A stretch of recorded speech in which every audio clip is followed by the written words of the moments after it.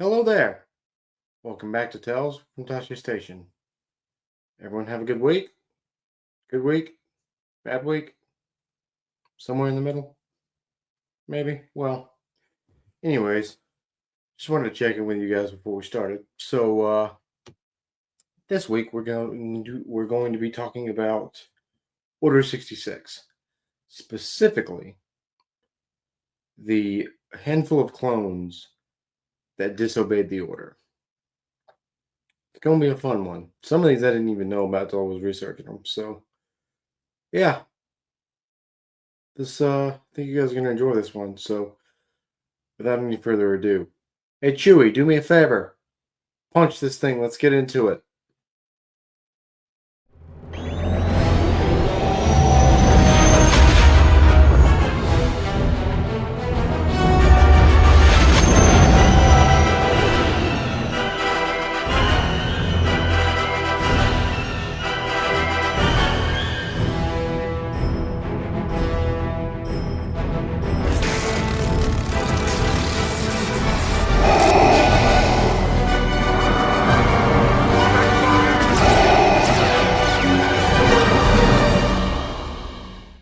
Alrighty then.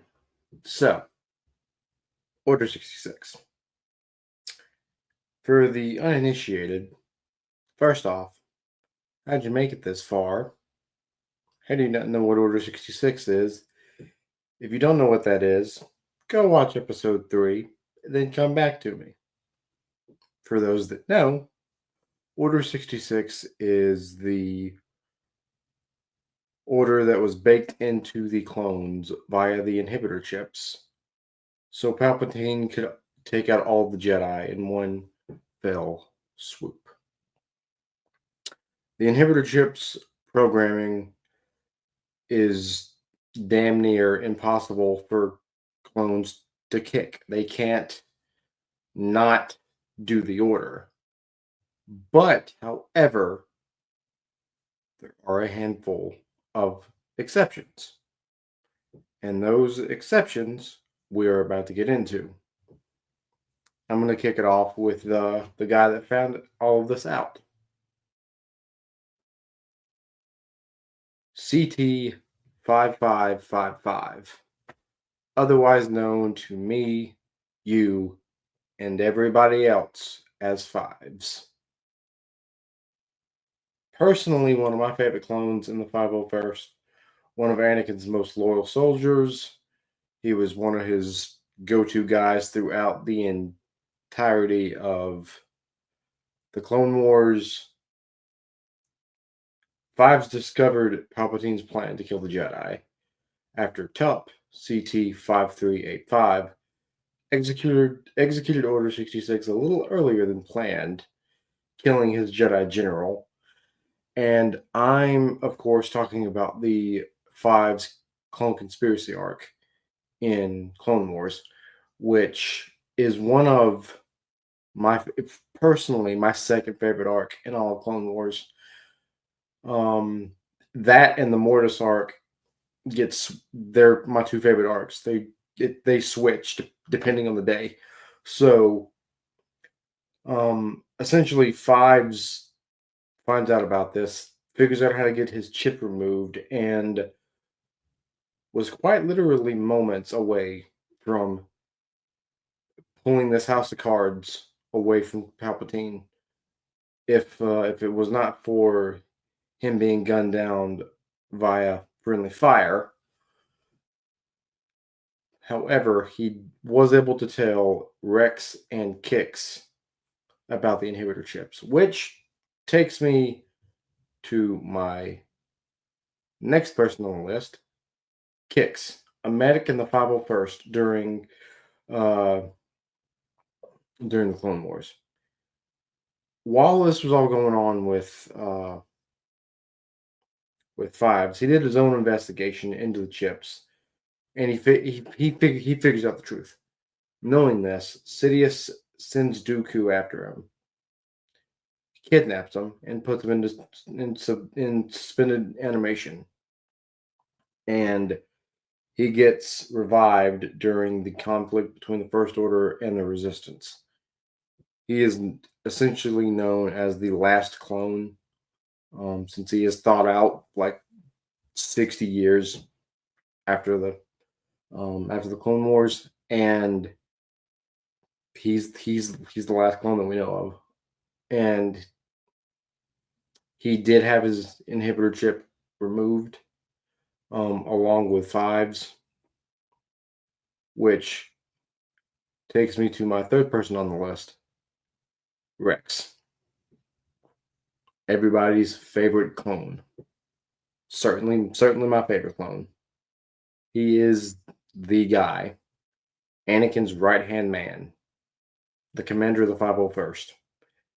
And after learning of the inhibitor chips, he was able to fight the programming off just long enough to tell Ahsoka to find the file on Fives.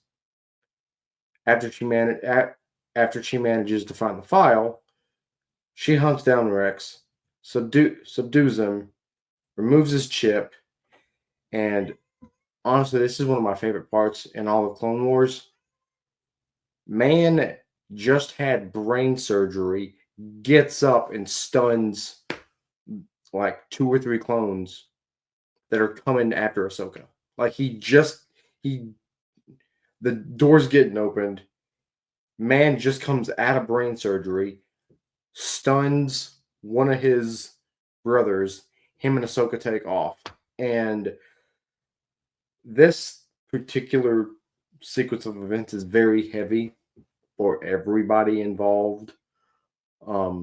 We get probably his best scene in the entire series in Clone Wars and in Rebels, where he essentially says, "Those men down there,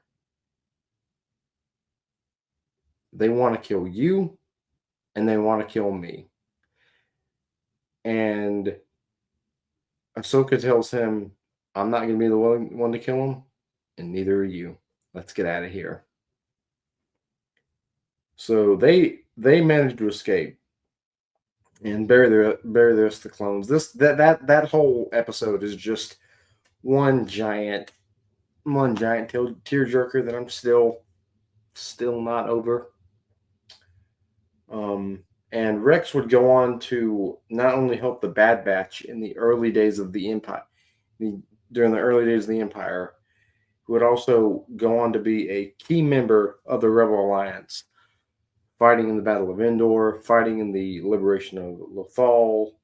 He's one of the most important members of the rebellion, especially in the early days, if you were to ask me. Number 3 is Commander Wolf, commander of Plo Koon's battalion of clones, the Wolf Pack, as it's known. As of now, all we know is that Wolf had his chip taken out, and he carries some post-traumatic stress, some scars from that event. As he's the one that turns the Ghost Crew over to the Empire when they go to find him, Gregor, and Rex, or him, Gregor, and yeah, him, Gregor, and Rex in Rebels, and yeah, I really want to see get how he gets his chip out. I don't know when they're going to tell that story or if they're going to tell it, just given the timeline. The only way that I could see it is if they make another Tales of series and then make it Tales of the Clones, and we get a little bit more of Rex's backstory, a little bit more of Wolf's backstory, and Gregor's backstory, because we still don't know how all three of them uh, come together and just go into hiding up until the Ghost Crew finds them. That's still one of the it's still one of the many stories that I would like to hear, and I know other people would like to hear. So Disney, get on it. We need to see a Tale of the Clones show. Please and thank you. That would be rad. And now, since I've already talked about him, number 5 is Gregor, a clone commando who, like the others, had his chip removed. We don't know how, and would go on to fight against the would go on to fight with the rebels, freeing Lothal in the liberation of Lothal, giving his life to do so, dying in a way that most clones didn't, as a free clone. And we got two more left, and this one goes out to my good buddy Grayson from Mortis FM. I had to put this one in here for you, buddy. So let's have fun with it. Great. That clone is from the Caleb Doom comics, and he served under Depa Balaba and her apprentice Caleb Doom, otherwise known as Kanan Jarrus. He was very close to the young Padawan, and during Order 66, he gunned down Master Balaba. However, after that event, his chip began to short out, and he started to have regrets over what he did. And after days of trying to find Caleb, he tracked him down, and the chip was telling him to kill Caleb. He decided he had enough willpower and said, "I'm not doing it. I'm not killing this kid." He opted instead to sacrifice himself and his men so Caleb Doom could live. And I don't have to tell you, if you know how Caleb's story ends, that if Caleb gets killed here, a lot of things change. A lot of stuff doesn't happen that is integral to the rebels' defeat of the Empire.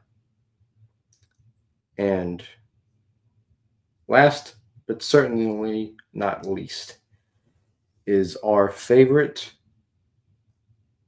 everybody's favorite squad of clones, the Bad Batch.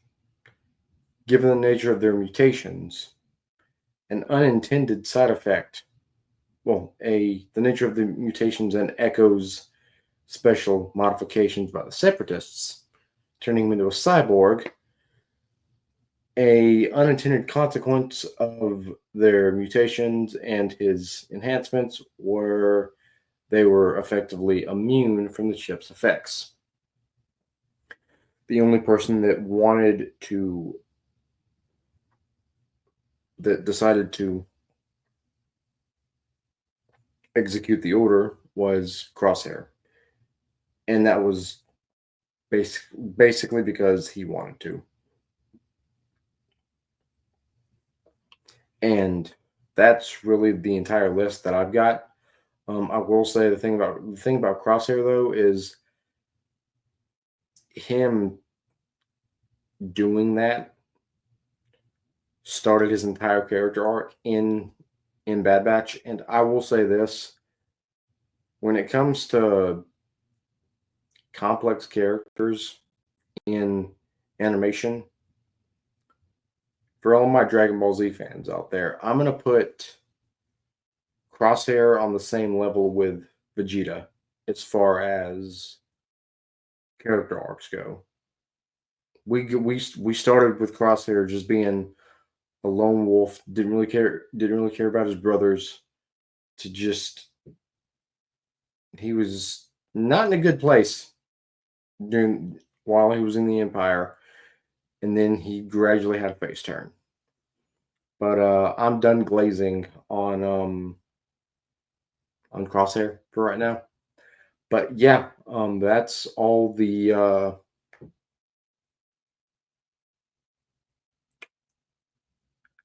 the clones in canon that had their chips removed and did not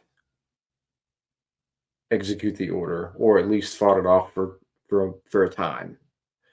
And well, that's all I got this week, guys.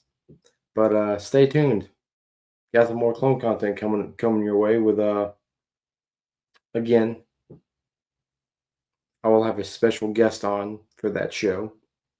He and I will be let's say debating who would win in a team fight, the Bad Batch or Delta Squad. So until next week, may the force be with you guys. See ya.